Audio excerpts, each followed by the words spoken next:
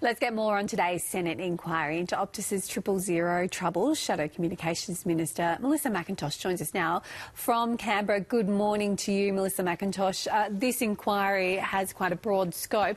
What are the key questions that you feel Optus executives are still yet to answer? Thanks. I think Australians are very aware of the disaster of the Optus 000 outage about 6 weeks ago and the failures both of Optus and the government.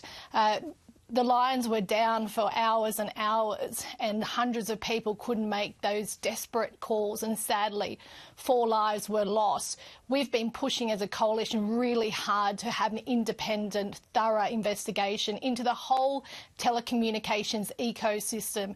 It is essential that people can make those calls. And finally, we have this Senate inquiry starting today in Parliament, and we need to get to the bottom of what happened. When I met with the CEO of Optus, he said to me that it was human error, and I asked, how can human error result in the outage where lives were lost? That is just not good enough. Questions around how big telcos can be receiving government contracts at the same time as potentially receiving large fines for letting Australians down, and the assurances that Australians need that this won't happen again. We're approaching disaster season. You just had the weather on and you can see how wild it is out there, and people need to be able to call 000. Is it tenable that there's been no change necessarily in that executive structure at Optus? Should there have been some executives decide to leave the company after what was so catastrophic in terms of the outage and the deaths that occurred?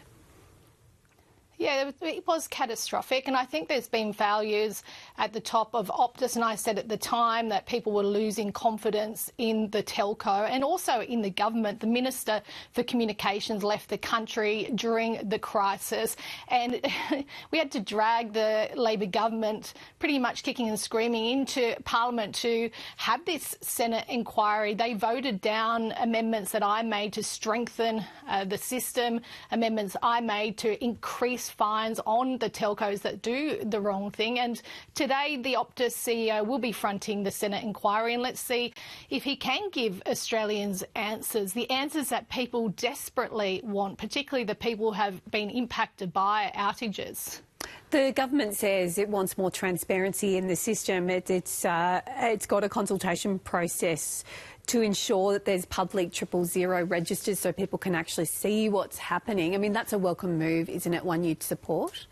It's not a true public register. From the very beginning of the outage, I called for a public register that was real-time, that was, I guess, overseen by the government. But the minister has pushed the onus back onto the telcos and saying, well, can you please report it on your website? So you're asking the telcos who are doing the wrong thing to provide the public with information on themselves. I question whether that is going to work, and it's not going to be an all-in-one system where people can just go online and see what's going on across the country. Australians deserve to have that transparency. True transparency would be the government using the legislation that we've just passed through Parliament to have a custodian overseeing the telecommunications system, to be overseeing a public register. And let's not forget, I also called for these telcos to be fined more than what the government settled with as well. We are making very slow progress, but it's taken a lot of hard yakka to get the government to even budge on any of these measures. So I hope that the Senate inquiry uncovers what's actually gone on. ACMA, the regulator, will also be questioned today, and they were caught up in the failed process. So let's see at the end of today that hopefully we have some answers for Australians. And will the inquiry be able to call Singtel, the parent company of Optus? Yes, the inquiry has the powers to call whoever it wants. I think that would be important as well. I would love to know the investment that's being made into Optus. I question whether it's appropriate to have 000 call centres offshore, not in Australia. I think it's worthy of asking questions whether that made an impact on the outcome of the 000 outage. And it's not just about Optus. This is about all telco providers and holding all of them to account, because Optus had a catastrophic outage, but other telcos have been caught up in 000 outages in the past as well. All right, Melissa McIntosh, thanks for your time on the show this morning. Thank you.